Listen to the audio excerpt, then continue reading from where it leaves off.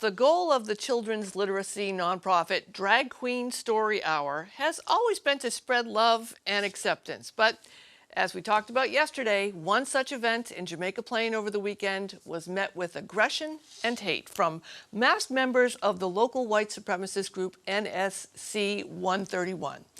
It was just the latest in a series of extremist hate group demonstrations in Massachusetts, but also the latest in a series of similar attacks on Drag Queen Story Hour events across the country. I'm joined now by the host of the Drag Queen Story Hour that was targeted on Saturday, Patty Bourre, and Reverend Irene Monroe, a syndicated religion columnist and co-host of GBH's All Rev'd Up podcast.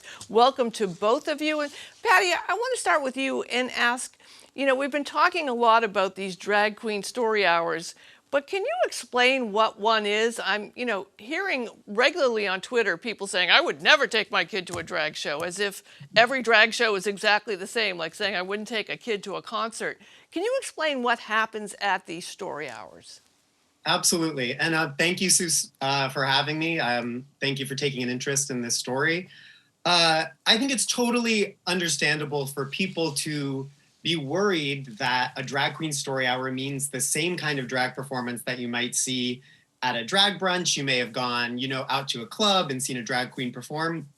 But drag queens are pretty smart people, and we know when to do what and where and how. So the drag queen story hours are really intended to promote literacy and creativity and self-love in kids, and it's done through reading books and singing songs, and that's pretty much it. Yeah, one of the highlights of my kid when she was 4 or 5 is we went to Provincetown and walked down Commercial Street. This was, some 15, 16 years ago, and she went up to each drag queen and got one of the postcards, asked them to autograph it, and then made a book out of it without having to ask what was going on. What's the reaction of kids, Patty, when you're in the library or interacting with them? Do they have questions about things, or do they just accept you as you are? So, for instance, the story hour on Saturday was mostly attended by pretty young kids. And with kids that age, like under 5, they have very few questions in general, in my experience. They like the colors of the costume, sort of the scale of drag, which can be, very exaggerated. I've also done story hours for older kids, more like 3rd, 4th, 5th grade.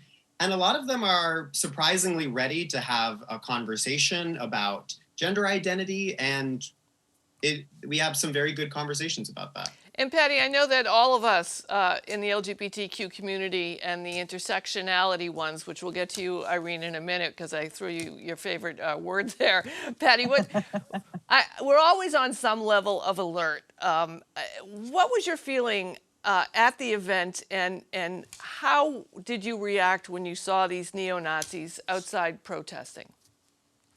Certainly not with surprise. We had already rescheduled the event because we knew that there was a potential for a protest. So when they showed up at the end of the event, I heard them out on the street, and I was like, oh, they're here. Which doesn't mean there wasn't also, fear. It was something that I really felt that I needed to very discreetly, make a retreat from, being sort of the object of their aggression. But yeah, the fact of the matter is, for the last couple months, I haven't done a story hour that hasn't had demonstrations or the threat of demonstrations. Reverend Irene Monroe, I've had a couple of conversations with folks, all sorts of folks, straight folks, gay folks, and a couple have said to me, why are we doing this? Why is this a battle that we're fighting? Why do we have to have a whole discussion about having a drag queen story hour when we are being attacked for a whole list of other issues? What would you say to someone who brought that up? Yeah, so this is where my favorite terminology, intersectionality, comes in, Sue, here. Because what happens here is that we are multiple identities here. We also have Black drag queens. So there you're dealing with racism as well as homophobia and all the other isms that comes with a multiple identity. But the issue here is what we're beginning to find out is that these hate groups like the Nationalist Socialist Club 131, and the the Patriot Front, they're equal opportunity offenders here, because while NSC was out there doing St. Patrick's Day, saying keep Boston Irish, we have had the Patriot Front out in front of Brigham and Women's Hospital. So one of the things that I'm beginning to realize is that as we see a nation crawling towards acceptance and democracy, we will always see a backlash, similar to what we can compare to the 60s, that as a nation include more people to the margin, there will always be a group that feels that they're being replaced, because the tenet and bedrock of all these white nationalist groups is this notion of replacement therapy. So, and we began to hear it certainly in Charlottesville, Virginia, when we heard, the Jews will not replace us. So it's important. I just need to say, it's important that no matter what our identity might be, it's important to speak up, because there'll be a moment when they'll come for us and there'll be no one to speak up for us. And one of the notes too, I think that's important to discuss is as historically, Reverend Irene, it may not have seemed important to be able to use a certain water fountain, or it may not have been important to sit in a certain place in the bus. There are some things that someone might think that are inconsequential, but is it safe to say that those are actually the building blocks that get you to the civil rights protections and acceptance that we all deserve?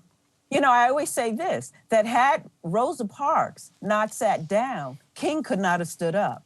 So it's always important to understand that when we are doing something that might be violating a state law that should not be a law, that at that moment it calls into question, who do we want to be and how might we be better than we are in that moment? Patty, talk about what your plans are next, and what your organization and other organizations like yours across the country. I'm horrified at the amount of hate that's being directed at these small, events that are just meant for a few kids in these neighborhood libraries all across the country, when there are a million things that we can be angry about what's happening to children in our country. And this doesn't make the list for me. But what's your plan? Are you going to continue on doing these events? And are you looking to get more support in different ways, both for your safety and also to continue doing the events? It's interesting because initially this isn't work that I sought out doing. I was a drag performer working in other venues in other ways. And this was, something that I've been asked to do more and more. There's a demand for it. And this only increases my resolve to do it, because if you're making the right people mad, it makes me feel like I'm on the right track in what I'm doing. So we just want to keep doing these events. We want to keep inspiring kids to read and to love themselves and to be creative in the world. Patty, I think, part of what makes some people just totally triggers them around drag around kids is their insecurity or their concern around both talking about sex. And I don't mean talking about the actual sexual activity, but just, kids are bombarded with sexual messages all the time. And parents, we're all sort of not great at talking about it, no matter how good we are, on one hand, and they view drag as that. And also their concerns about gender expression, because, maybe they don't feel secure in their gender expression, or maybe they're insecure about watching somebody else's gender expression.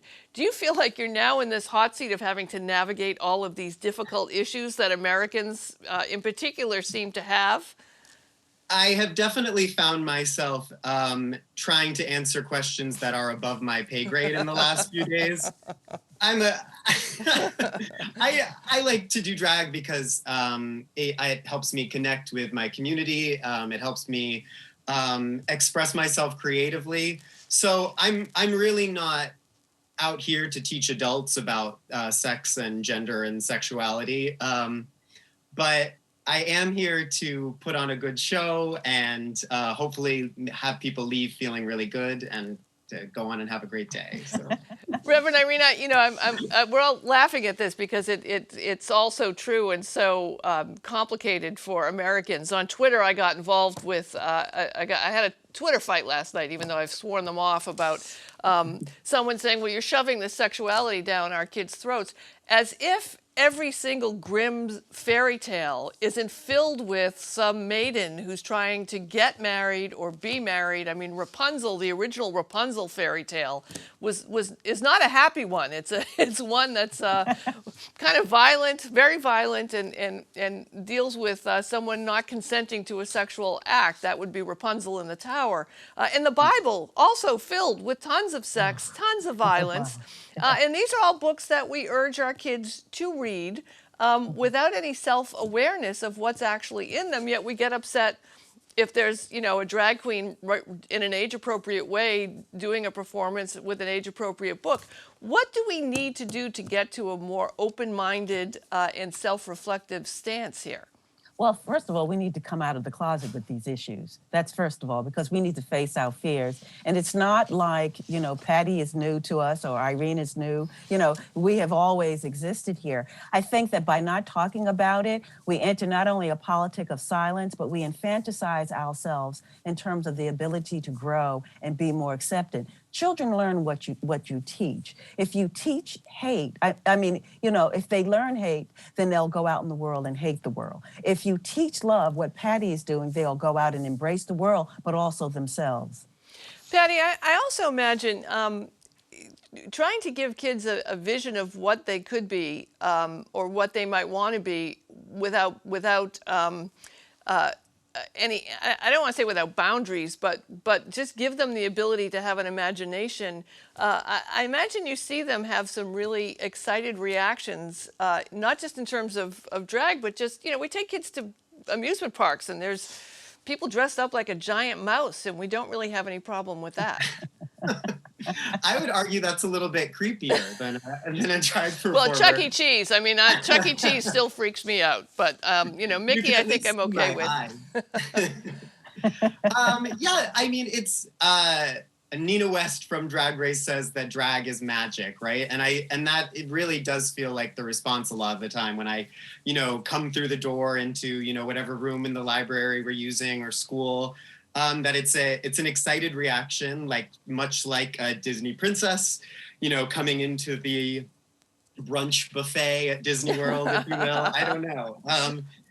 The events are just so wholesome that the disparity between the reaction and the reality is, you gotta laugh. That's how I feel. That's a great reaction. I mean, I just want to bring up one last. I'm watching a few of my friends get all caught up in some pretzel-like arguments around free speech and wanting to just arrest folks on site who show up.